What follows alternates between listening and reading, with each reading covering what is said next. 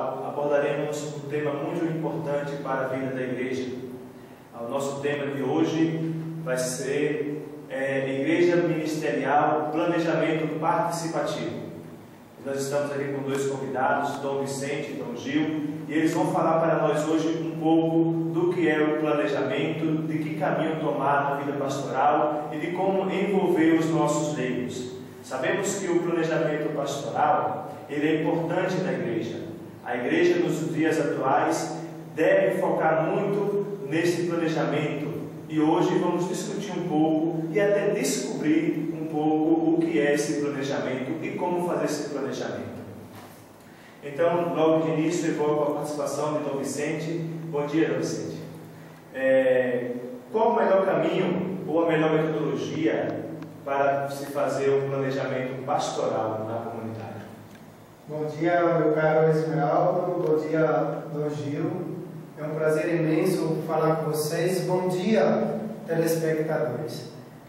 Então, às vezes a gente pensa que planejar é perder tempo. Estamos enganados pensando dessa forma.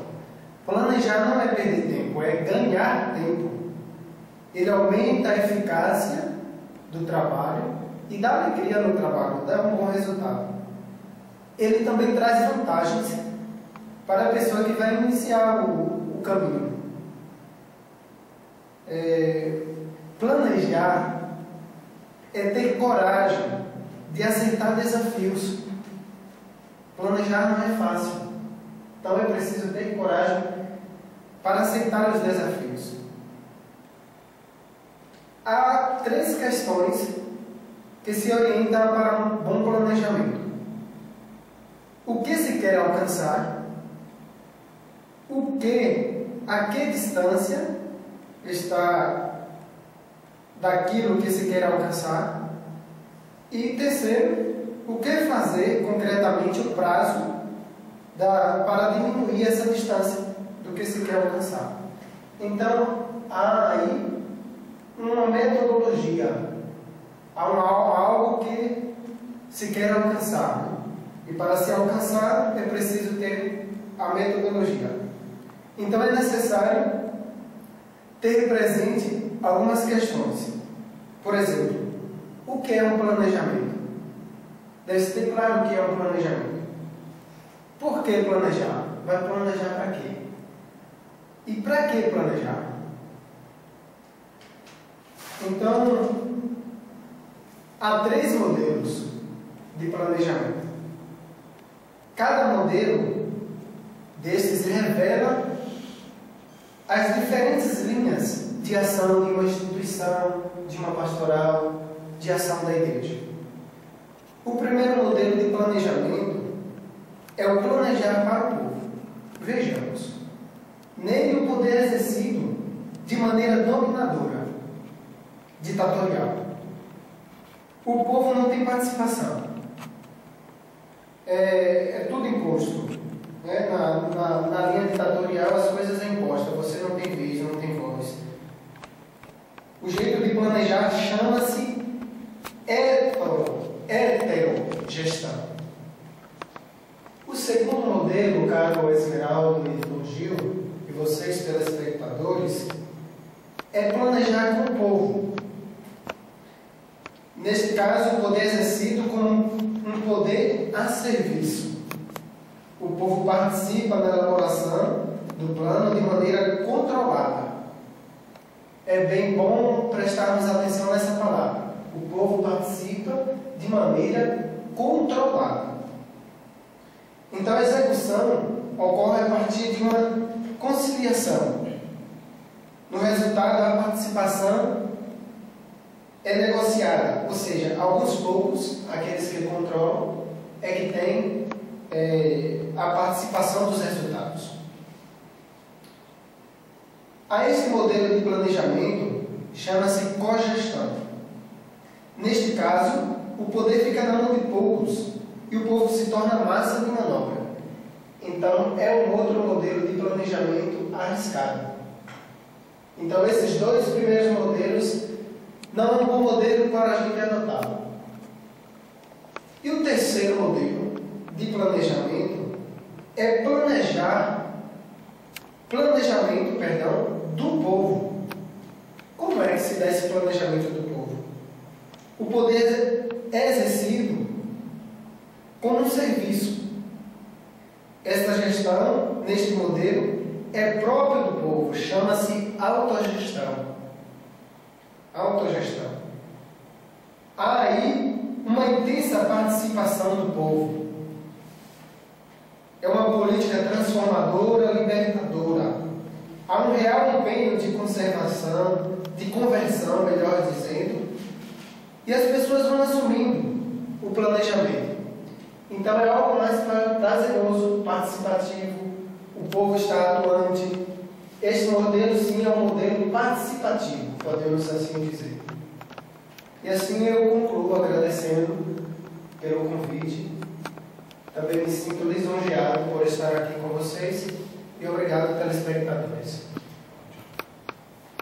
Então vimos que o poder, na fala de Dom Vicente, ele deve ser exercido como serviço, acima de tudo como serviço. A Igreja Católica é organizada de forma hierárquica. O serviço ministerial da Igreja, contudo, não se limita somente aos padres, aos bispos, aos cardeais, àqueles que estão, digamos assim, no ministério ordinário. Vemos que o protagonismo dos nossos leigos é fundamental. Nesse sentido, Dom Gil, qual a importância do planejamento participativo na vida de uma comunidade, na vida de uma paróquia, na vida de uma diocese, que é a igreja local? Bom dia, Dom Gil. Bom dia, Padre Esmaldo, bom dia, Dom Vicente, bom dia, telespectadores. Então, desde já agradeço pela oportunidade de estar aqui neste programa. Então, é graça de Deus.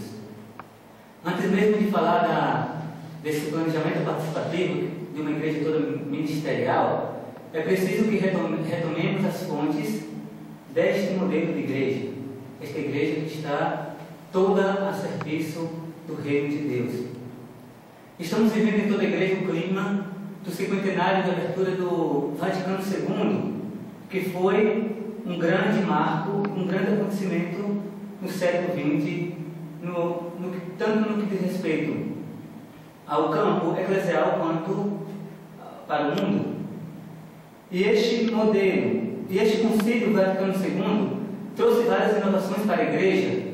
Nós podemos aqui citar desde a liturgia até a dimensão missionária da igreja. E tantas outras coisas, por exemplo, podemos citar também. Uma grande novidade do concílio foi o protagonismo do leigo na igreja, que o serviço não está apenas nas mãos do bispo, do padre, mas também dá essa possibilidade para que todo batizado se sinta responsável em construir este reino. Falar de uma igreja toda ministerial é falar de uma igreja que é comunhão e participação entre todos os seus membros. Como afirma um dos documentos do Vaticano, a Lumen Gentium, que é a igreja, sobre a igreja, esse documento vai falar o quê? A igreja como povo de Deus. Então aí está inserindo o Papa, cardeais, bispos, padres, religiosos e todos os leigos, todos que assumem de fato esse compromisso. Então a igreja entende-se e constrói como uma comunidade de irmãos iguais entre si, porém com serviços e carismas variados, formando assim tanto o ministério ordenado quanto o ministério comum que é herdado por meio do batismo. Todos nós, batizados, somos corresponsáveis em construir, de fato, esta igreja toda ministerial. E como se foi falado, voltando para o planejamento participativo de uma igreja ministerial, é um processo que deve envolver o maior número possível de pessoas, incluindo membros de pastorais, grupos, movimentos, religiosos, padres e bispos, onde todos são convidados a opinar e decidir. No planejamento participativo pastoral, todos têm o mesmo objetivo, que é rever, avaliar, planejar o caminho da igreja e, ao mesmo tempo, a sua ação evangelizadora no mundo. Então, Então, podemos aplicar este método participativo numa igreja a serviço, toda a serviço? Podemos aplicar desde a instância maior, podemos dizer que é a Igreja Universal, a Igreja Católica Universal, quanto a instância menor, uma pastoral, um movimento ou uma pequena comunidade. Nós podemos aplicar isso muito bem. Como é esse envolvimento de todos os membros para construir de fato o caminho que a igreja deve trilhar durante o seu percurso. E um exemplo bem concreto dessa igreja participativa é a Assembleia Diocesana. Eu recentemente participei da Assembleia Diocesana, onde na Assembleia esteve presente pessoas de várias dimensões, de várias pastorais. Aqui eu posso lembrar catequistas, coordenadores de pastorais, de movimentos, os religiosos da diocese, os padres, inclusive eu estava lá como bispo. E o que foi que nós fizemos? Procuramos envolver todos e ao mesmo tempo avaliar o que nós tínhamos feito durante o ano, ou o que deixamos de fazer, e ao mesmo tempo planejar o caminho da igreja para os anos vindouros, que no caso o ano de 2013. Então isso foi muito bom porque eu poderia muito bem como bispo determinar o caminho da igreja. Nós vamos seguir as prioridades tal. Mas o que foi que fizemos? Não. Todos tinham voz, todos tinham vez para dizer algo, ou concordando ou discordando sobre a Assembleia. E no final, o que foi que aconteceu? Eu não bati o martelo dizendo nós vamos seguir isso, mas o que foi que aconteceu? Todos nós votamos nas prioridades. Então, isso é uma igreja ministerial, onde todos são responsáveis em construir o reino de Deus, esse reino de Deus que também é nosso. Então, falar dessa igreja participativa é falar de uma igreja de comunhão, uma igreja formada de união, mas na diversidade. Na diversidade, porque nós não somos iguais, mas construímos a unidade na diversidade. E assim colocamos a serviço dos nossos dons e carisma, não para o nosso bem, mas para que o nome de Jesus seja cada vez mais proclamado no mundo. Isso é importante porque o planejamento, de fato, ele se dá num lugar onde o povo também tem vez e tem voz. O planejamento, o poder é exercido com serviço. Recentemente a gente teve na Igreja Universal o sínodo dos bispos lá no Vaticano. E foi um dado marcante na vida da igreja. Por quê? Esse sínodo tratou sobre a nova evangelização para o anúncio aos cristãos. E esse sínodo se deu com participação de leigos, de bispos, de padres, de teólogos, de todas as pessoas de todos os cantos do mundo. Ou seja, é um planejamento participativo. Aconteceu de fato um planejamento participativo.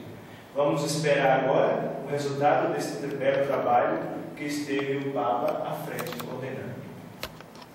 Concluímos assim com uma frase de Paulo VI, que ele diz: um sábio planejamento pode ser um meio eficiente no trabalho evangelizador.